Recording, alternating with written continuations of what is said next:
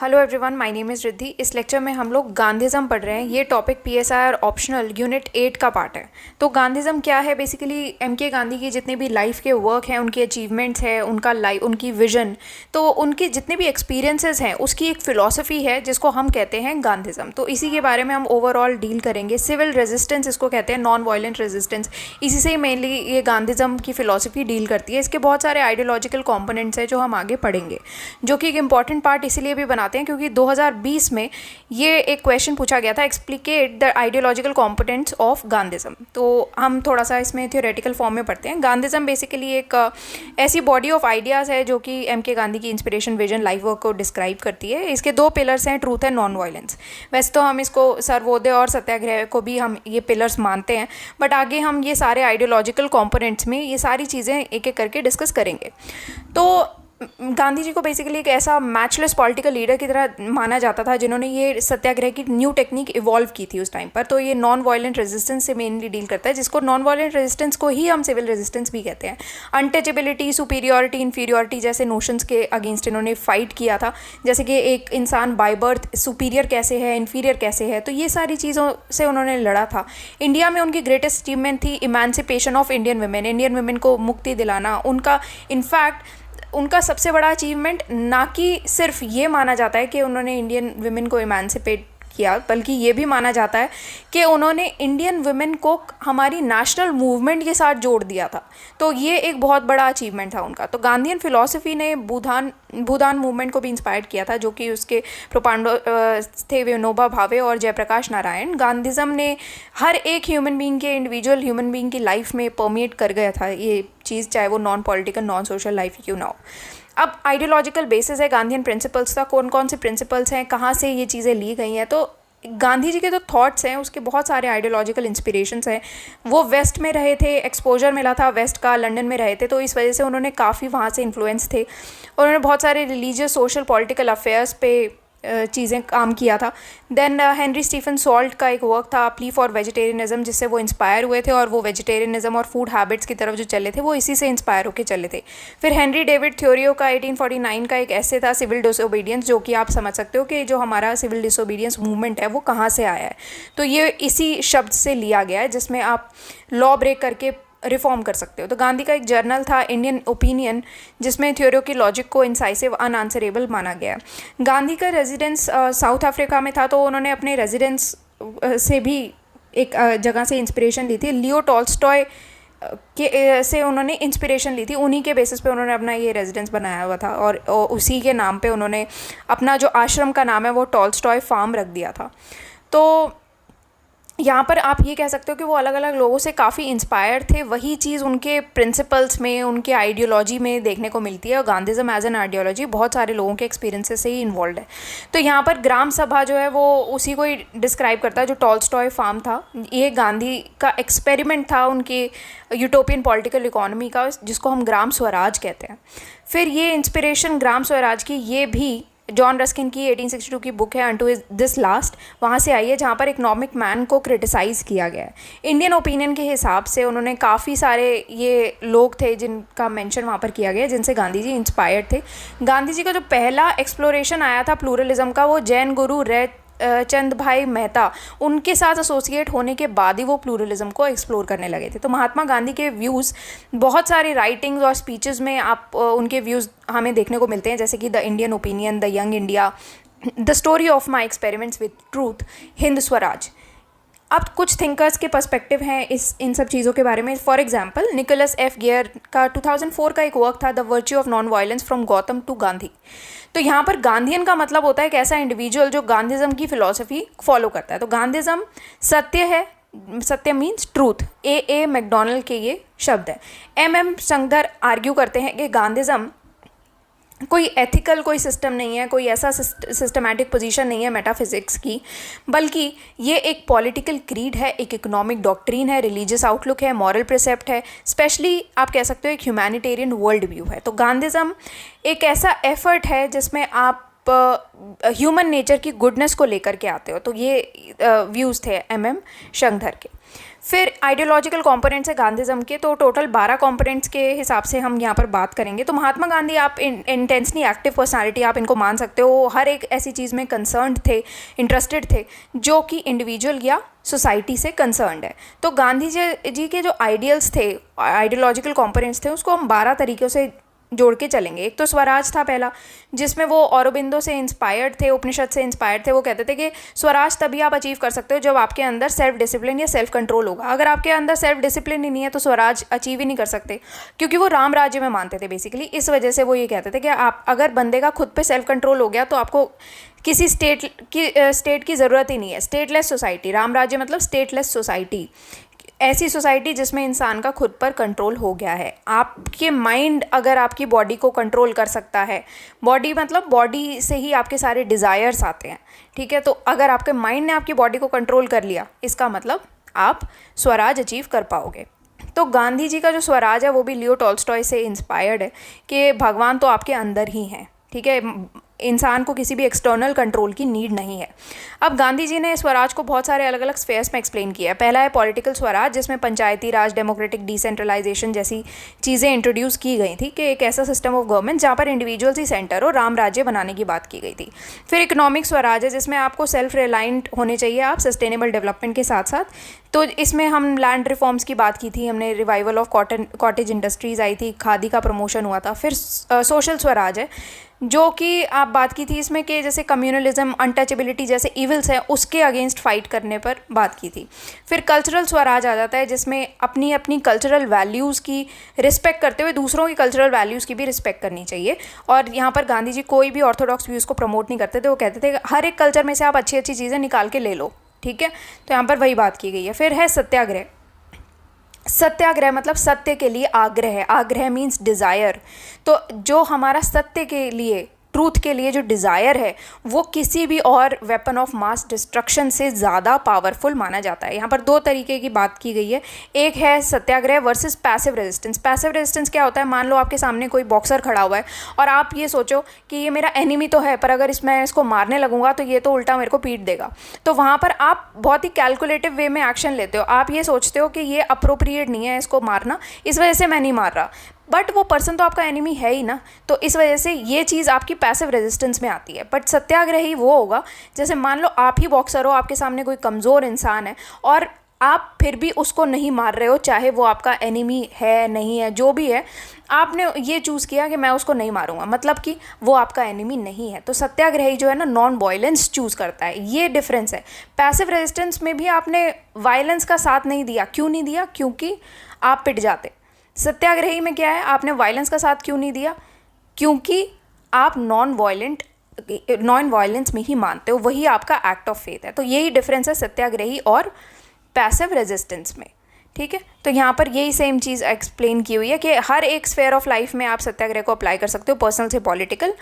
तो यही है। फिर पैसिफिज्म, अहिंसा क्या होता है? अहिंसा बेसिकली बस इन शॉर्ट यही डिफाइन किया गया, एंड्स एंड मीन्स थ्योरी के टर्म्स में डिफाइन किया गया। अहिंसा से ही आप भगवान को अचीव कर सकते हो, ट्रूथ को फाइंड कर सकते हो। तो एंड रिजल्ट आपका क्या है? आपको ट्रूथ को फाइंड करना है, भगवान को पाना है।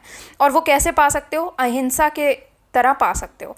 तो आपको वही करना पड़ेगा जो भगवान का रास्ता है। अगर आप नहीं चलते भगवान के रास्ते पे, आप शैतान के रास्ते पे चलोगे, सिंपल, ठीक है। फिर है सर्वोदय। सर्वोदय गांधी जी का सोशलिज्म है। सर्व उदय मतलब सभी लोगों का आप भला करना। तो गांधी जी का सोशलिज्म को ही हम ये कहते हैं। तो ये भी कोई ओरिजिनल आइडिया नहीं है, ये जॉन रस्किन की बुक थी अनटू दिस लास्ट, वहीं से ही गांधी जी ने ये गुजराती ट्रांसलेशन इसका करके सर्वोदय निकाला था, ठीक है।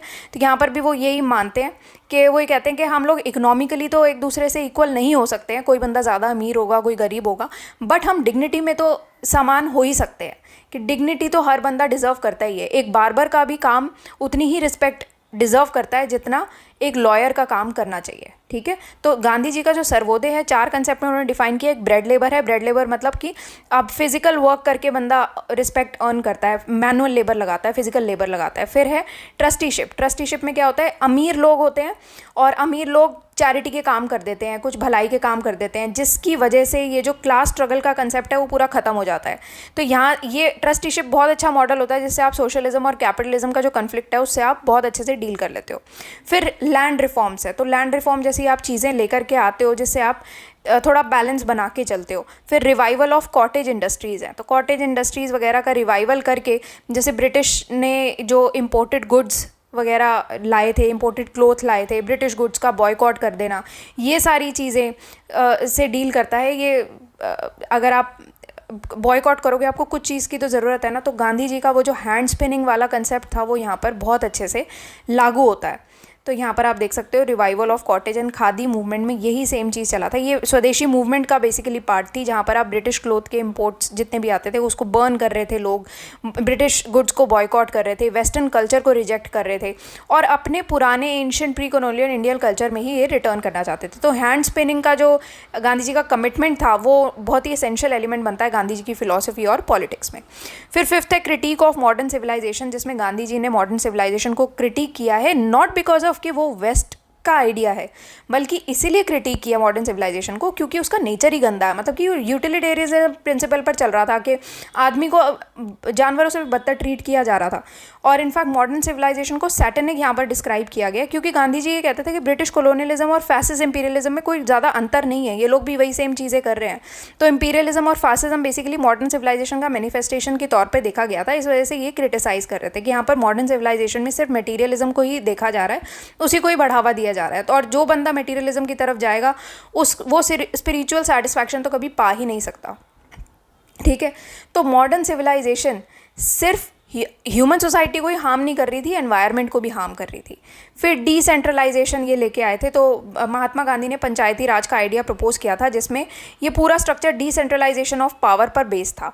यहाँ पर क्या था कि अगर आप मान लो इंडिया में से विलेज हटा दो तो इंडिया खत्म हो जाएगा, तो अगर आपने विलेज डिस्ट्रॉय कर दिया मतलब कि इंडिया भी डिस्ट्रॉय हो गया। तो इसी वजह से पावर का डिसेंट्रलाइजेशन होना ज़रूरी था।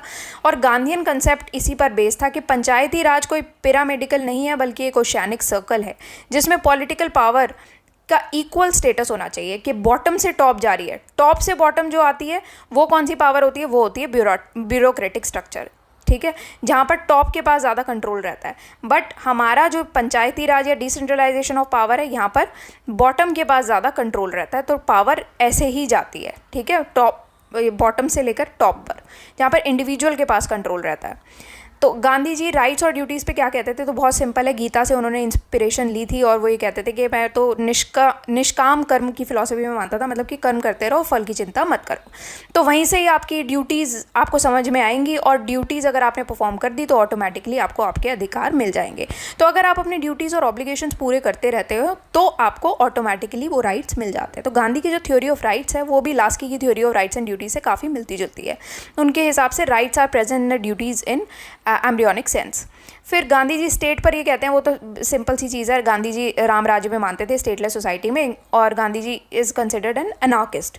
तो ये मानते थे कि अगर इंसान ने खुद को अचीव कर लिया तो उनको किसी स्टेट की एक्सटर्नल कंट्रोल की ज़रूरत ही नहीं है, तो आपको अपने ऊपर कंट्रोल रखना ज़रूरी है, ठीक है।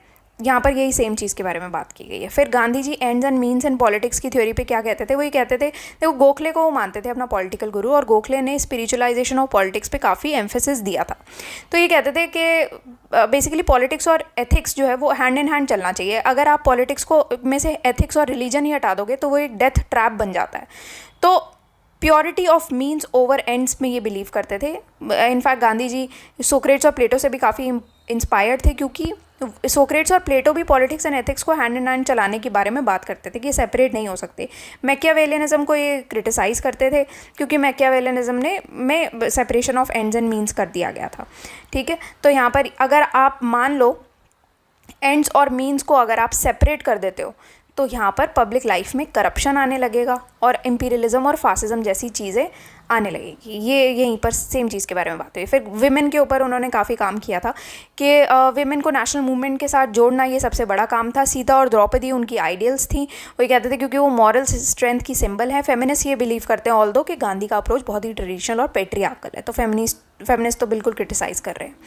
गांधी जी ने एजुकेशन पे काफ़ी काम किया था। इनफैक्ट वो वोकेशनल एजुकेशन को प्रमोट करते थे, बेसिकली जॉब रेडी कर रहे थे इन सिंपल टर्म्स। तो वो कह रहे थे अर्न एंड लर्न की पॉलिसी उन्होंने चलाई थी। मतलब कि आप social, forestry, carpentry, nursing, home science, handicraft जैसी चीज़ें सीखोगे, आप अर्न भी कर रहे हो, लर्न भी कर रहे हो। तो प्लेटो की तरह ही गांधी जी एजुकेशन को एक लाइफ लॉन्ग एक्सपीरियंस की तरह देखते थे। मतलब ज़िंदगी भर आप पढ़ सकते हो, आप एजुकेट हो सकते हो। इसी वजह से एक पर्सन को इतना केपेबल होना चाहिए कि वो खुद की एजुकेशन भी फिनेंस कर सके, रादर देन वो अपने आप पेरेंट्स या गार्डियंस पे डिपेंड मत हो। आप अपनी इतने केपेबल बनो कि अपनी एजुकेशन खुद फाइनेंस करो। और गांधी जी की जो एजुकेशन की स्कीम थी उसको वो नई तालीम कहते हैं। फिर लास्ट है फास्टिंग। फास्टिंग एक इम्पॉर्टेंट मेथड है जिससे आप मेंटल कंट्रोल एग्जर्ट कर सकते हो अपने डिज़ायर्स पर। तो अपने डिज़ायर्स को अगर आपको काबू में करना है, मान लो आपके सामने बहुत ही डिलीशियस और स्पाइसी फूड रखा हुआ है, तो आपको डिज़ायर तो हो रही है बॉडी को, बट अगर आप उस डिज़ायर पे कंट्रोल कर लेते हो तो आप एक बेटर चीज़ अचीव कर लोगे। तो यहाँ पर क्या है कि आप फास्टिंग एक खुद पर कंट्रोल करने का एक तरीका यहाँ पर माना गया है। आपकी चाहे सेंशुअल नीड्स हो या जैसी भी नीड हो, आप बेसिकली आपकी माइंड ने आपकी बॉडी पर पूरा कंट्रोल कर लिया है। यहाँ पर यही सेम बात की गई है। तो अब क्या है, यहाँ पर मेरिट्स दिए गए हैं आगे, ये सारी चीज़ें पेड लेक्चर में आप पढ़ लेना।